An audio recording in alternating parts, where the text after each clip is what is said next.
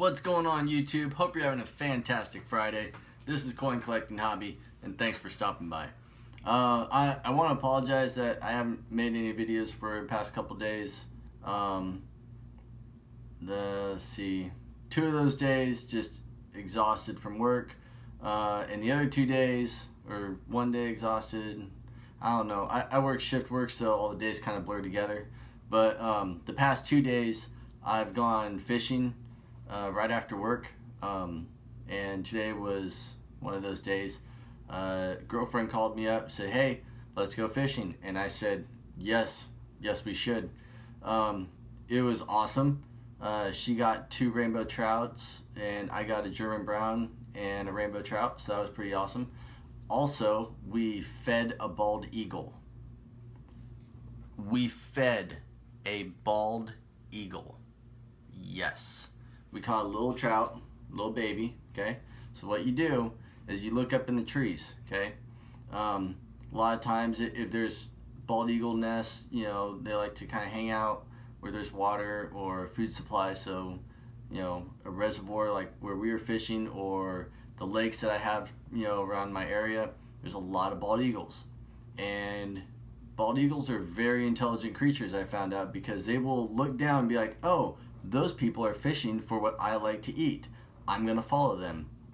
And they will at the lake, they will follow a fishing boat, like from cove to cove to cove to cove, over and over and over. And it was no different at the reservoir. There's a bald eagle across the reservoir, saw us fishing. There was us 2 and then 4 other people on the other side, and we were the first ones to kind of like, all of us kind of showed up at the same time. We were the first ones to actually catch something. And so the bald eagle noticed that and flew across the reservoir to the trees located pretty much directly behind us. My girlfriend caught her first rainbow. A little bit later, she caught her second one, but it was a real small one. So I got a pair of channel locks out of my toolbox, or tackle box, and I know that's a little weird, okay, but I've seen this done before, so I was like, oh, I'm gonna now keep channel locks in my tackle box. So I take out a nice big pair of channel locks, hold the fish, and this might seem a little cruel, but keep in mind, we are trying to feed the nation's bird, okay? Trying to feed a bald eagle, so we're gonna sacrifice a fish. Okay, so you have fish like that. You take your channel locks, you hold the fish, and you kind of give it a little whack right on the head. And it doesn't kill the fish. You don't want to like break its skull, but you want to stun it, so it just kind of like twitches, you know. And then you throw it as high as you possibly can in the air, and as soon as it released from her hands, okay, that bald eagle just goes, flies down, and that fish hit probably about 15 feet away from us in the water, just, and right when it hit, those talons came out, and he just took off, and it was awesome. It was one of the coolest experiences I've ever had in my life. It was way awesome. So we keep fishing. I catch a rainbow trout, and then like an hour later I catch my German brown, and about 45 minutes goes by. The reservoir now is almost completely glass. There's not a fish jumping or anything, and we're about ready to call it. And and she looks down to where our stringer is in the water, where the 3 fish are on the stringer. She looks down, she goes, "What the?" I'm like, "What?" And she goes, "You got your phone on you? Because we might need the flashlight." I'm like, "Okay." Pull out my phone, shine it over there. There's about a 2-foot long water snake trying to, it's got its mouth unhinged, okay, it's part of one of the rainbow trout's tails is in its mouth, and it's trying to pull through a stringer with 3 fish on it into the water. Now the fish are we average like about 12 and a half, 13 and a half inches, so I mean they're decent sized fish, okay, not, you know, yay big around, nice little fillets. And so this little water snake that's about that big, like I'm not even joking. Hold on. Let's see. The water snake, no joke, is the it is the width, or the circumference of a nickel roll. It's that big. Okay, so fish that big trying to eat a trout that's about that big around, and so we watch it for so we watch it for a little bit, and we're just like in awe. This guy's determined. Okay, he has got bigger, and we watch him, and he's successfully pulling 3 fish on a stringer that's attached to her tackle box. Okay, now it's not pulling the tackle box, but that stringer, it'll be like, it'll be limp, and then it'll go real tight, and it'll just kind of, and it'll go back, and I mean, this guy's not giving up. And so we're like, okay, we want to keep our fish. So she picks up the stringer, and I'm just like, what the hell's going on? I've never seen this. So she picks up the stringer, and I take a stick, and I just kind of like, lift up his body so that, and he's just like, oh, I'm caught. And he kind of slowly releases and, slithers back into the water. But we're just like, what the? I've been fishing a lot. I've been fishing since I was, able to walk pretty much. And I've seen some pretty cool stuff fishing, but I've never seen a water snake try and take my fish.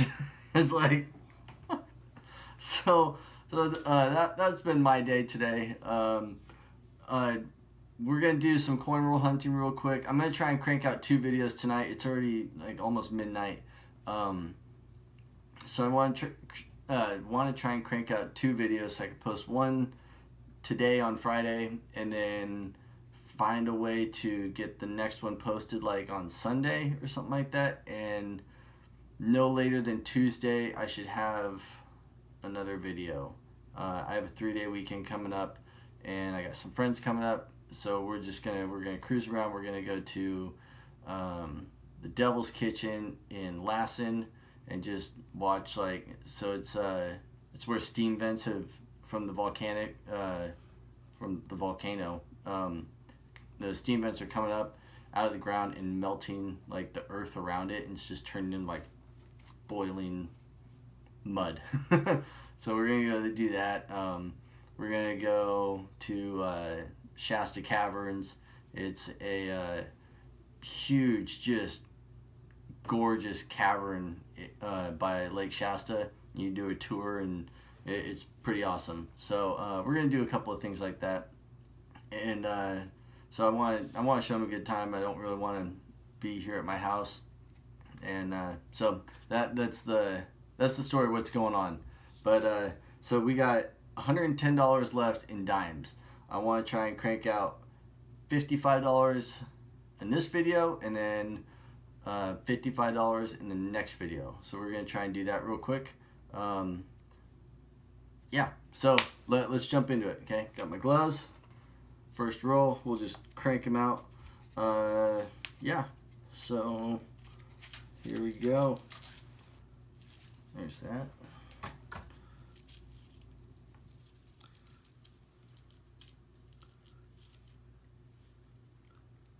Doesn't look like anything. There we go. It kind of looked like something, but it wasn't. It was all clad so far.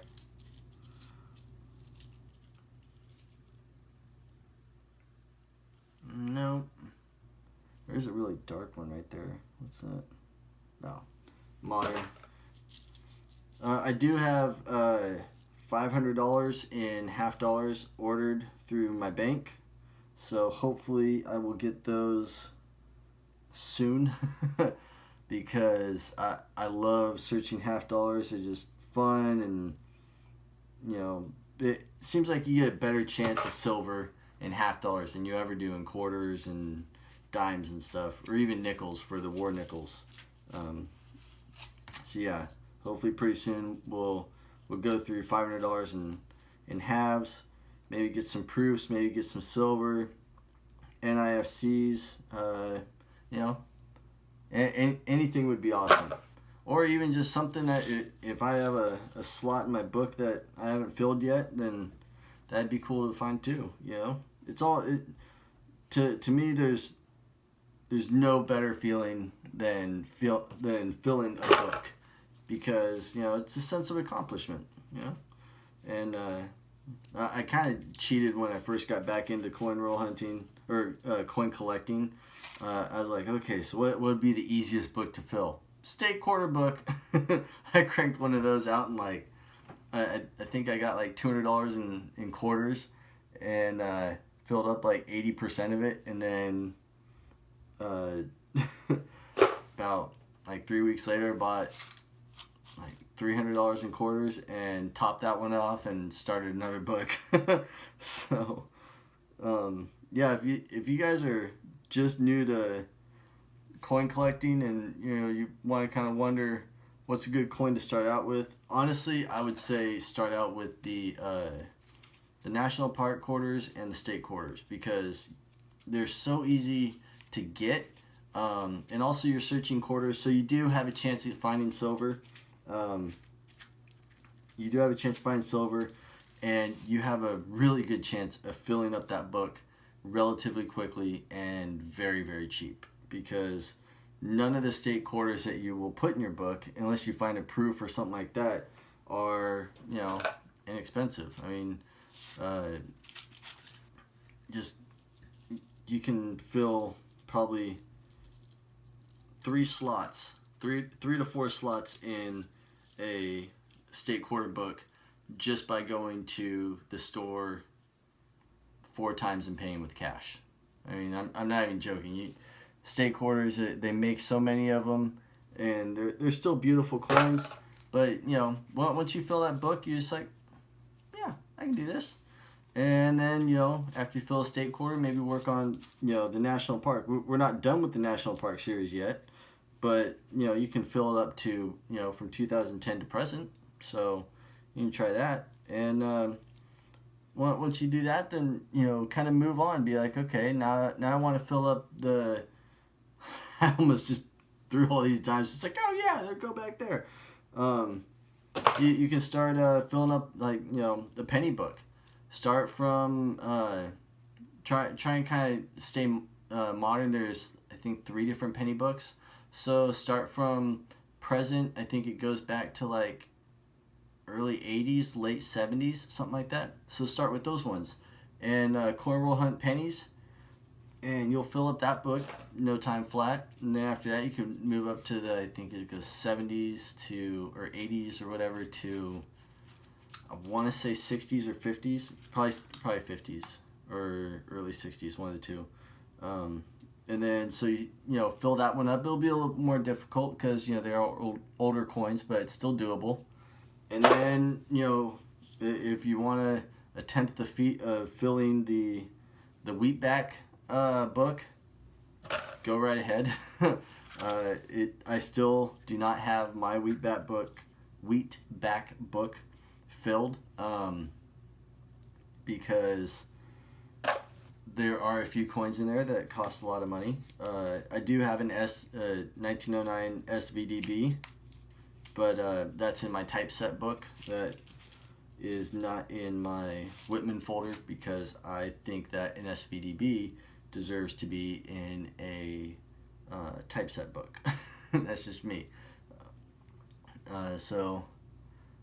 But yeah, you know, once you get started, just, you know, start small. You don't want to, you never want to burn yourself out, especially in a hobby like this. It's really easy just to get frustrated and be like, you know, it's going to cost me too much money, and you know, it's going to do this and it's going to do that. If you start small, you won't get burned out. I mean, eventually, yes, coin collecting can get very, very pricey. I have spent a lot of money on coins, and but at the same time, when you think about it, you know, I think I spent 780, 790 or something like that for my 1909 SVDB, and that is more money than if 8 years ago, actually, if 6 years ago you said, hey, you know, in 6 years you're gonna spend $700+ on a penny, I would have looked at you and went, oh, okay, yeah. You don't obviously know me that well. And but here I sit with an SVDB that I paid over $700 for. But the point I'm trying to make though is, you know, coin collecting can get very expensive, and the you know, once you, like, if you start a typeset book or even a Whitman folder, you know, you start out with getting the coins that you would normally find in pocket change, and then, you know, you look at your Whitman folder, you go, you want to know what? I want them a little bit more shiny. I want some better quality coins. So then, you know, you go coin roll hunt more and more, but you're not finding the one you want, so you go to a coin store and you pay $3 for, you know, a really nice penny, you know, something like that.